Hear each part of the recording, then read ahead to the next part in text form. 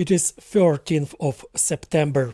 I have a friend in the army who urges Ukraine and the world to brace themselves to the prospect that this war may endure for another century. And he might be right. He has been in the midst of this conflict for almost a decade now, since the spring of 2014, when the Russians invaded Donbas. Since then, Russia has displayed no signs of willingness to relent. On the contrary, it is evidently gearing up for a protracted conflict, with Russians hoping to gain control over not only the entirety of Ukraine, but also to restore their influence over Eastern and Central Europe. They don't even attempt to conceal their intentions. If you have even a basic understanding of the Russian language, just take a look at any Russian news broadcast from the past year and a half online. It inevitably includes accusations branding Ukrainians as Nazis, calls for the dismantling of Ukraine's current political system, and threats to severely punish Europe and the Western world if they dare to obstruct Russia's mission to annihilate Ukrainians. They construct a highly distorted narrative in which a country where a president is Jewish and the defense minister is Muslim suddenly transforms into a Nazi regime, and the entire civilized world supporting this nation is automatically labeled as an accomplice of the Nazis.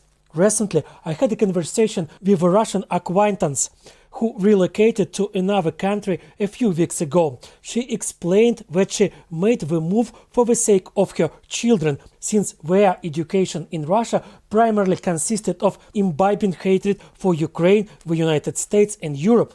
Russian schools now have a dedicated subject aimed at indoctrinating children with this hatred, aptly named Conversations about Important Things.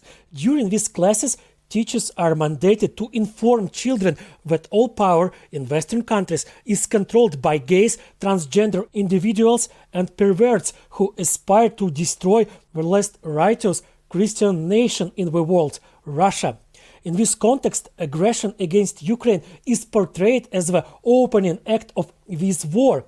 Teachers even tell children that Russians do not kill, rob, and rape Ukrainians, but rather save them from Western perverts. Other subjects also frequently became vehicles for propagandistic endeavors. In geography classes, children are taught that Eastern Europe must fall under Moscow's dominion and that the cunning West deceived Russians into losing control over Poland, the Baltic countries, and other territories. History lessons revolve around perpetual grievances against foreign rulers who supposedly insulted Russians for centuries, fostering a belief in children that enemies surround them, necessitating revenge for past offenses. Literature classes have devolved into lessons in chauvinism, with students being taught that genuine literature exists only in Russia, while writers from all other countries, if they exist at all, are deemed unworthy compared to Russian classics. Once again, it is crucial to grasp that Russians are preparing the next generation for an unending conflict, one that extends beyond just Ukrainians.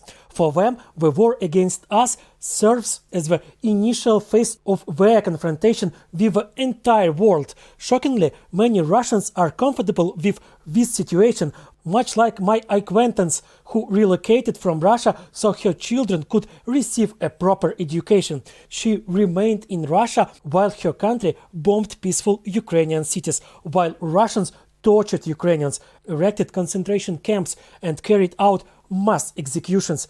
I believe that if Russia continued its actions but left the school curriculum untouched, she wouldn't have even contemplated leaving because everything seemed fine for her and her children. She displayed minimal interest in the actions of her country in Ukraine, done in her name and on behalf of all other Russians. Nonetheless, let's return to the matter of preparing Russians for a long-term, possibly multi-generational war.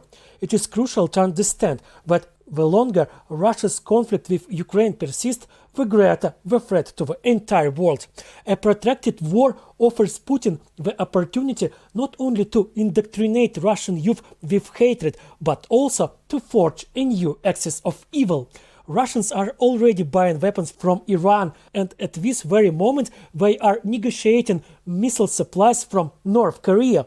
What will Putin provide to fanatical Ayatollahs and bloodthirsty Korean communists in return? Who can assure us that at some point he won't transfer them the technology required to create atomic bombs or even ready warheads in exchange for their assistance in eliminating Ukrainians? Where will these warheads ultimately be targeted? Israel, Europe, the United States, Japan, or elsewhere?